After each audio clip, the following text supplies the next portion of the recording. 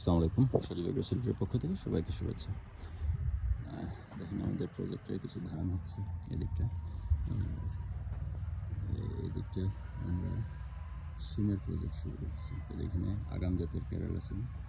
আগাম আমরা আসলে আগাম হবে না পুরোপুরি, সেমি আগাম হবে। লাইক আমাদের একটু লেট হয়ে গেছে, গত কয়েকদিন যাওয়ার বৃষ্টি ছিল। তো এখানে আমাদের মাদা সবগুলো তৈরি হয়েছে, জায়গা মোটামুটি রেডি। কয়েকদিন বৃষ্টিপাতের পরে আসছে, এর জন্য অনেক ঘাস হয়েছে। তো মাদাতে আমরা আবার পরিষ্কার করে দিচ্ছি মাদাগুলো। তো দেখেন মাদাগুলো আমরা করে এখানে চারা আসলে রোপণ করা হচ্ছে, চারা না সরি বীজ রোপণ হচ্ছে। ওইদিকে দেখেন দেখা যারা বীজ রোপণ করতেছে, রাস্তা করে মাটিটা একটু নরম করে দিচ্ছে। আর আমি এখানে দেখেন আমি দেখেন এটা হচ্ছে ফিনিশ। আমরা বীজ দেওয়ার পর প্রত্যেকটা মাদায় এরকম একটু একটু ফিনিশ দিয়ে দিচ্ছি। ফিনিশ দেওয়ার উদ্দেশ্য হচ্ছে যাতে পিঁপড়া বীজ নষ্ট না করে, পিঁপড়া না হয়। তো এই জন্য আমরা একটু একটু করে ফিনিশ দিয়ে দিচ্ছি। এখন ড্রেনটা একটু নিচেই আছে, এই পাশেই একটা ছড়া আছে। তো এখানে পানি জমে না সাধারণত, আর এই পানিটা ধানের জন্য আমরা আটকায় রাখছি। আশা করতেছি এই পানি ড্রেনের সমস্যা হবে না। তারপর আমরা ছেড়ে দেব যদি মানে ইয়ে হয়। মাদা থেকে পানিটা অনেক নিচু আছে।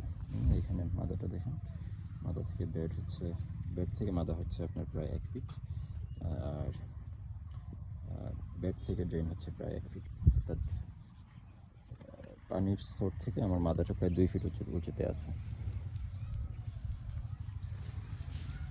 এই হচ্ছে আমাদের বর্তমান অবস্থা। আমরা একটু যেখানে বীজ লাগানো হয়ে গেছে এখানে আমরা একটু উপরে একটু পিঁপড়ার ওষুধ দিয়ে দিচ্ছি, যাতে পিঁপড়া বীজগুলো নষ্ট না করে, পিঁপড়া আসতে না পারে। কিতা গো মই, কিতা বীজ লাগাইরা আপনি? সিম, ওকে। কি জাত সিম লাগাইরা চাচা? কেরালা সিম, কেরালা সিম, ঠিক আছে। কি যাবা মনা মিয়া, ঠিক আছে নি? দুলাল মিয়া সব ঠিক আছে নি? কিতা লাগাইরা? কেরালা সিম, ঠিক আছে। ওইব নি বালা? ওকে। এই হচ্ছে আমাদের বর্তমান প্রজেক্টের অবস্থা।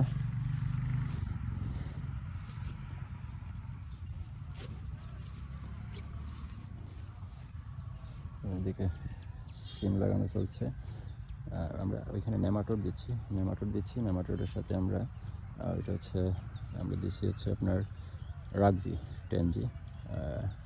এটা মনে হয় কাসিউ সাফওয়ার্ড অর সামথিং লাইক দ্যাট, এরকম টাইপের একটা গ্রুপ। আর রাগবিটা খুব ভালো। আর সাথে আমরা কার্বোফুরান দিচ্ছি। জমি প্রস্তুত করার আমরা আরও 2-3 দিন আগে আবার প্রত্যেকটা মাদাতেই গুলিয়ে দিছিলাম আগে একবার, ওইটাও কার্বো